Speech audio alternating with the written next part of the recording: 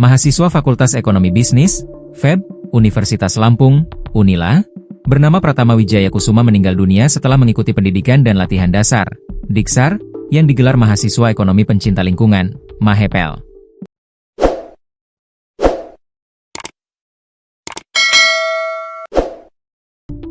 Dalam Diksar tersebut, Pratama Wijaya Kusuma diduga mengalami tindak kekerasan dari seniornya. Atas meninggalnya anak tercinta, sang ibunda Pratama Wijaya Kusuma yang bernama Novita mengunggah pesan menyentuh di akun TikTok Novita Choirunisa, Rabu, 28 Mei 2025. Sakitnya rasanya saat anak kesayanganku sudah tiada jiwa, kurasanya ikut lemah, tulisnya menyertai unggahan foto bersama almarhum Pratama Wijaya Kusuma. Anakku, setelah kepergianmu, duniaku sudah tidak lagi sama. Semangat itu rasanya terkubur bersama ragamu waktu itu. Nak, kalau jika seandainya kamu di surga sana masih melihat mama di sini menangis, kamu jangan ikut sedih ya nak di sana. Karena hanya dengan menangis bisa sedikit menghilangkan rasa sesak di dada saat mama merindukanmu nak. Mama sangat rindu. Semoga kita bisa berkumpul kembali suatu saat nanti. Universitas Lampung, Unila, membentuk tim investigasi pasca kematian Pratama Wijaya Kusuma, mahasiswa jurusan Bisnis Digital Fakultas Ekonomi dan Bisnis, FEB, Unila tahun 2024. Warik Kemahasiswaan dan Alumni Unila, Profesor Sunyono mengatakan, pihaknya membentuk tim investigasi pasca meninggalnya mahasiswa Pratama Wijaya Kusuma tersebut setelah mengikuti pendidikan dasar, Diksar, salah satu ormawa.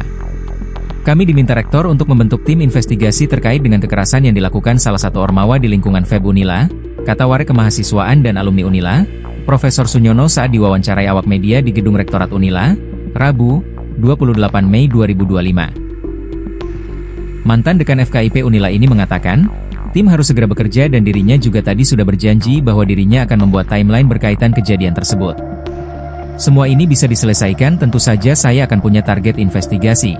Semua itu akan dilakukan agar cepat selesai, kata Profesor Sunyono. Kalau hari ini masih pening jadi belum bisa berpikir, tapi insya Allah saya kirimkan ke BM terkait timeline yang saya buat untuk nanti saya berikan kepada tim investigasi, sambungnya. Pihak juga sudah meminta alamat korban, baik yang masih hidup maupun sudah meninggal. Insya Allah nanti jika waktu pas saya akan datang ke rumahnya. Karena informasi takut didatangi orang Unila, makanya pelan dan tidak boleh ujuk-ujuk, supaya mendapatkan informasi yang akurat dan itu yang penting, kata Profesor Sunyono. Saat ditanya apakah korban diintimidasi, pihaknya akan mencari tahu apakah benar atau tidak, tapi ini baru katanya dan informasi nanti dilakukan cross-check. Jadi jika benar ya akan kita lakukan sanksi. Tapi kita lihat kode etiknya dan jika melanggar etik akan diberi sanksinya, tambahnya.